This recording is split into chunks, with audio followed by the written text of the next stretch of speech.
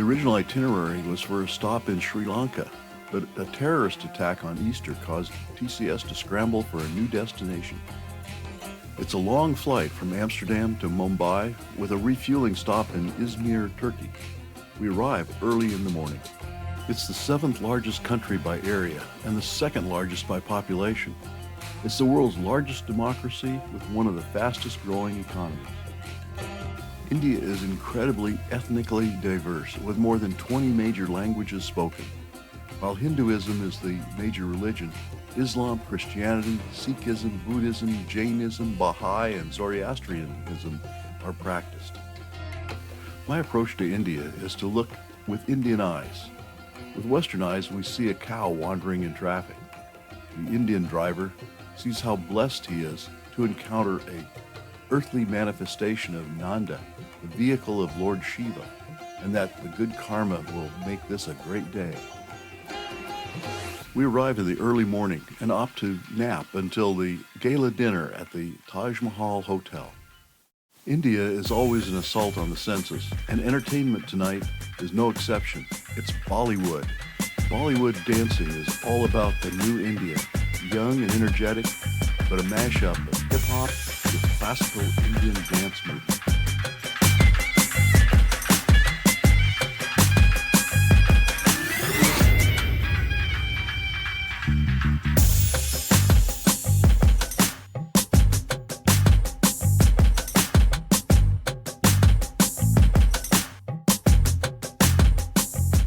In the morning, we're off to a completely different adventure on Elephanta Island across Mumbai Harbor. On the way, we pass offshore oil rigs and special ships for servicing offshore facilities. The Bombay High is an oil field 100 miles off the coast of Mumbai, discovered over 50 years ago. In 2018, production was 205,000 barrels a day. Elephanta Island is a popular tourist destination because of its cave temples. A toy train takes us from the boat landing to the base of the 120 steps to the caves. The caves are a UNESCO World Heritage Site that date back to 550 in the current era. The main cave is a rock-cut temple devoted to Shiva. It's 128 feet deep from front to back. The caves are important for their bas-relief panels depicting legends and mythologies of Shivaism. The panels were heavily damaged, possibly by the Portuguese, before 1661 when they ceded the island to the British. Inside is a linga shrine guarded by 8 Dabbawalas, 2 on each side. The Trimurti is considered the masterpiece and the most important sculpture in the caves. The 3 heads represent the 3 essential aspects of Shiva: creation, protection, and destruction. The island's also home to a large troop of rhesus macaques. We wrap up our visit just in time. The first ferry from Mumbai is arriving, and the caves will soon be very crowded. Back in Mumbai, we dock at the Gate of India, built to welcome King George V in 1911. Today it serves as a monumental memento of British colonial rule. Our next stop is another artifact of British rule, the Afghan Church. Built in 1847 as a memorial to the British soldiers who died in the First Anglo-Afghan War of 1838 to 43. Later, a memorial was added to those who died in the Second Anglo-Afghan War of 1878 to 1880. After years of neglect, the government recognized the church as a heritage structure in 2004 and allocated funds for its restoration. Then on to another historic place of worship, the Knesset Eliyahu, an Orthodox Jewish synagogue established in 1894. When the British government took over the East India Company in 1784, the business opportunities drew Jewish merchants from the Middle East to Bombay, where they figured prominently in the city's commercial development.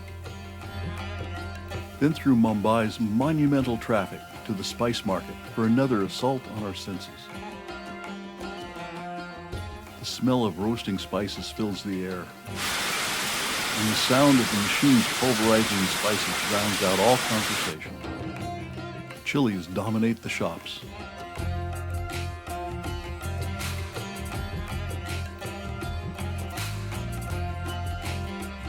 We start the day at a Krishna Temple.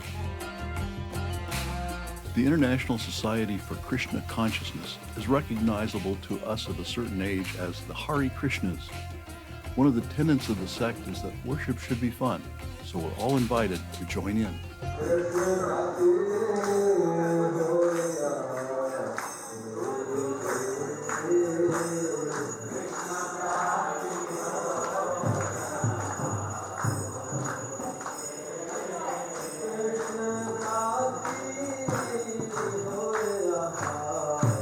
80% of Indians are Hindu, and there seem to be small Hindu temples on every street. While we may not understand the significance of the symbolism, they make for interesting photos. This is the Ganga tank, an ancient water reservoir that was built in 1127 and rebuilt in 1715. The tank is surrounded by temples and is a popular place for Hindu rituals. We press on with our whirlwind tour of Mumbai with a visit to the Dhobi Ghat, an open-air laundry. 7,000 people flog and scrub clothes in concrete tanks, then hang them up to dry.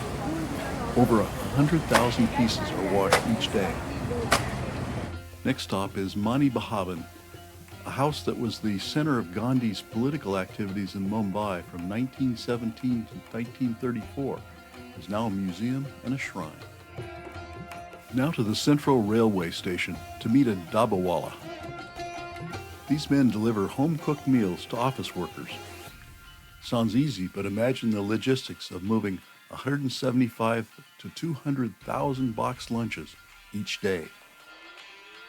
Over the last 125 years, the process has evolved to a system of codes to collect the boxes from the worker's home to a sorting spot, then to trains to take them to the appropriate station, to another sorting place, and then finally lunch is delivered to the hungry office worker by foot or bicycle.